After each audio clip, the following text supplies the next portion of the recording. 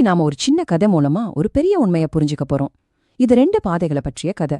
ஒன்னு நம்ம மேல கொண்டு போகும், இன்னொன்னு நம்ம கிட்ட இருக்கிறதையும் பறிச்சிடும். அந்த பாதைகள் எதுன்னு இந்த கதை மூலமா நாம தெரிஞ்சுக்கலாம் வாங்க. இங்க பாருங்க, இந்த வரிகள்ல ரெண்டு முக்கியமான விஷயங்கள் அடங்கியிருக்கு.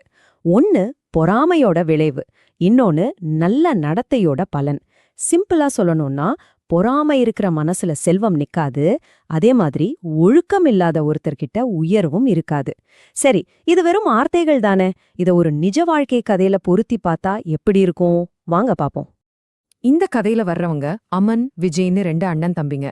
அவங்க ரெண்டு பேரும் ஒன்னா சேர்ந்து ரொம்ப ஆசையா ஒரு செடி நர்சரி ஆரம்பிச்சு நடத்திட்டு வந்தாங்க. அது அவங்களோட உழைப்பு, அவங்களோட கனவுன்னே சொல்லலாம். இதுல அண்ணன் அமன், அவனுக்கு செடிங்கன உயிர், ரொம்ப மென்மையானவ. வர வாடிக்கையாளர்கள்ட்ட ரொம்ப அன்பா நேர்மையா பேசுவான். செடிகளை எப்படி பாத்துக்கணும்னு பொறுமையா சொல்லிக் கொடுப்பான். அதனாலேயே அவனை எல்லாருக்கும் ரொம்ப பிடிச்சு போச்சு. தம்பி விஜய், அவனும் செடி வளர்க்கறதுல கெட்டிக்காரன்தான். ஆனா அவன் மனசோட ஒரு மூலையில ஒரு சின்ன பொறாமை இருந்துச்சு. அண்ணே அம்மனை எல்லாரும் புகழும்போது அது தனக்கு கிடைக்காத மரியாதையா அவனுக்கு தோணுச்சு.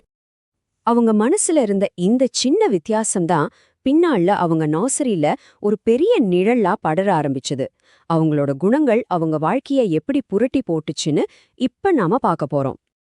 அவனோட நேர்மையும் உண்மையான அக்கறையும் அவனுக்கு ஒரு நல்ல பேரையும் மரியாதையும் சம்பாதிச்சு கொடுத்துச்சு. அவனோட நல்ல குணத்தால அந்த நர்சரி அந்த ஊர் மக்கள் மனசுல ஒரு ஸ்பெஷல் இடத்தை பிடிச்சது. ஆனா விஜய் இதை எப்படி பார்த்தான் தெரியுமா? இது நம்ம ரெண்டு பேரோட வெற்றின்னு நினைக்கல. அண்ணனுக்கு கிடைக்கிற பாராட்டெல்லாம் தனக்கு கிடைக்காத அவமானம்னு நினைச்சான். நாளாக அந்த பொறாம அவன் மனசுல ஒரு விஷச்செடி மாதிரி வளர ஆரம்பிச்சிடுச்சு. அந்த பொறாம அவனை என்ன பண்ண வச்சது தெரியுமா? செடிகளை சரியா கவனிக்காம விட்டான், வாடிக்கையாளர்கள்கிட்ட எரிஞ்சு விழுந்தான், வேலையில கவனம் சிதறி தப்பு தப்பா செய்ய ஆரம்பிச்சான். அவனோட நல்ல ஒழுக்கம் கொஞ்சம் கொஞ்சமா அவனை விட்டு போக ஆரம்பிச்சது. எல்லாமே இப்படியே போயிட்டு இருந்தப்போ ஒரு முக்கியமான திருப்புமுனை வந்துச்சு. ஒரே ஒரு சின்ன செயல் இத்தனை நாளா மனசுக்குள்ள இருந்த அத்தனை உண்மையும் வெளிச்சம் போட்டு காட்டிடுச்சு. அன்னைக்கு என்ன ஆச்சுன்னா, பல வருஷமா அவங்க நர்சரிக்கு வர ஒரு பெரியவர்கிட்ட விஜய் ரொம்ப கோவமா மரியாதையில்லாம பேசிட்டான். அவன் பேச்ச கேட்டு மனசு நொந்து போன அந்த பெரியவர் இனிமே இந்த கடப்பக்கமே வரமாட்டேன்னு சொல்லிட்டு போயிட்டாரு. இது அவங்க தொழிலுக்கு விழுந்த முதல் பெரிய அடி. இப்ப பாருங்க, நாம் ஆரம்பத்துல பேசின அந்த ரெண்டு பாதைகள் இதோ. ஒரு பக்கம் அமன் தன்னோட நல்ல ஒழுக்கத்தால மரியாதையும் உயர்வையும் சம்பாதிச்சான். இன்னொரு பக்கம் விஜய் தன்னோட பொறாமையால இருந்த செழிப்பையும் இழந்து நின்னான். ரொம்ப தெளிவா புரியுது இல்லையா? அந்த சம்பவத்துக்கு அப்புறம் கல்லகல்லன்னு இருந்த நர்சரி ஏதம் அமைதியாயிடுச்சு. வியாபாரம் குறைஞ்சு போச்சு.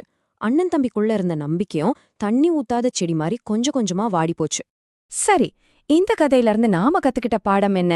நாம ஆரம்பத்துல பார்த்த அந்த வரிகளோட ஆழமான அர்த்தம் இப்ப இந்த கதை மூலமா நமக்கு ரொம்ப தெளிவா விளங்குது. அது ஒரு கடினமான உண்மைதான். ஆமாம், பொறாமை இருக்கிற மனசுல செல்வம் எப்படி தங்காதோ அதே மாதிரிதான் நல்ல ஒழுக்கமில்லாத ஒருத்தரால வாழ்க்கையில உயரவே முடியாது. அமன் விஜய் கதை நமக்கு உணர்த்துற பாடம் இதுதான்.